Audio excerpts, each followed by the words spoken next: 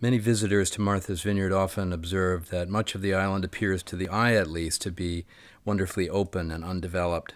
And that's an accurate observation on the one hand, but it's also an illusion of sorts. Because while a century of land conservation on this island has resulted in permanent protection of about a third of the island, another third is undeveloped land with no conservation protection of any kind. The land is at risk of being developed. There's general agreement that much of the island's remaining unprotected open land should really be conserved if we want to keep our ponds clean and our farm soils working and our scenic vistas and wildlife habitat intact and functioning from an ecological perspective.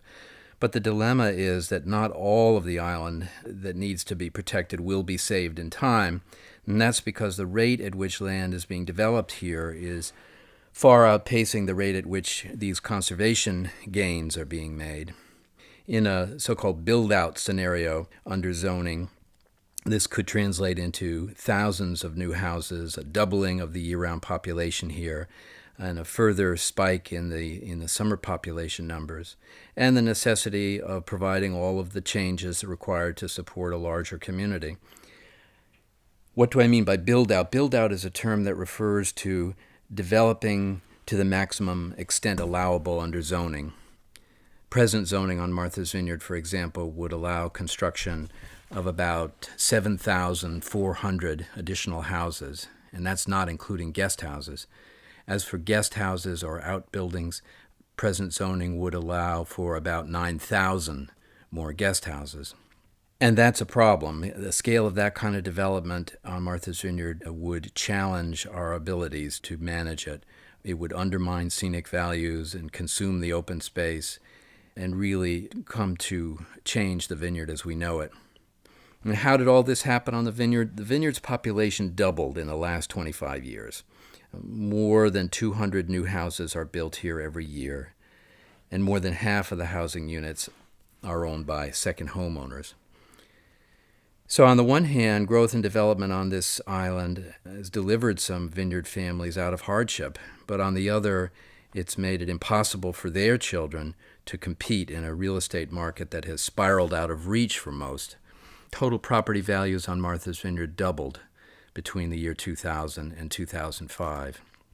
So like many beautiful places, today we're on the receiving end of a worldwide demand for the second home market, even as the year-round population continues to grow.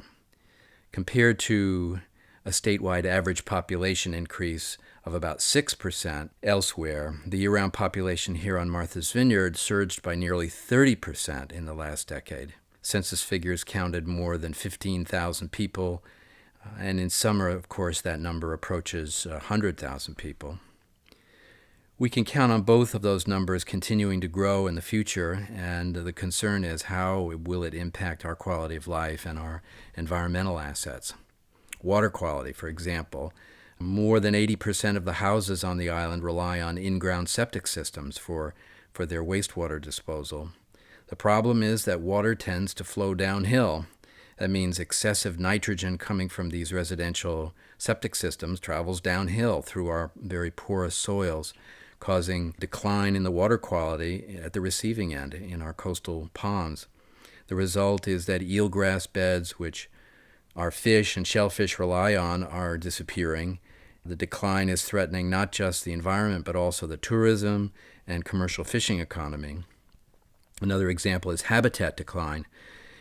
40% of the island is designated by the state as what's called priority habitat for native species and rare and endangered species of plants and animals.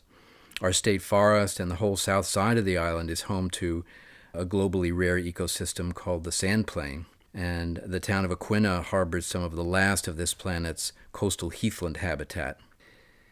Unfortunately, human impacts in the form of house and road construction are taking a toll. And of course, the elephant in the room is global climate change. Impacts of climate change, including sea level rise, increased risk of wildfire, proliferation of invasive species of plants and marine life, is already beginning to threaten native habitats here on the vineyard. We know that heat-trapping carbon dioxide that we've emitted into the atmosphere for decades persists in the environment. This means that near-term warming of the climate of Martha's Vineyard will probably be on the order of 2 to 4 degrees Fahrenheit over the next 3 decades.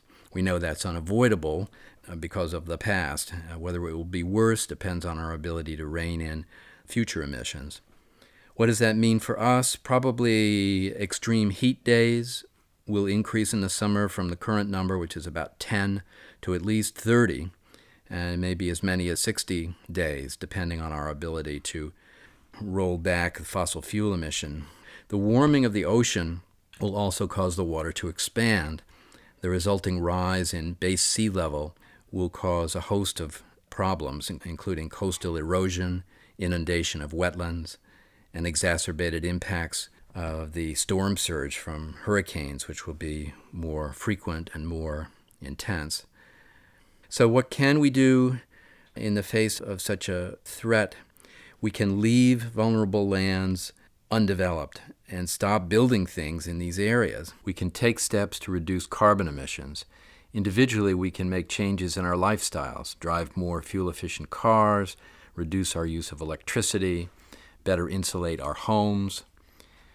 These are real, tangible steps within our power that cumulatively will make a difference and will help preserve what is special about the vineyard: the beautiful coastline, the vibrant agricultural community, and the rich native biological diversity.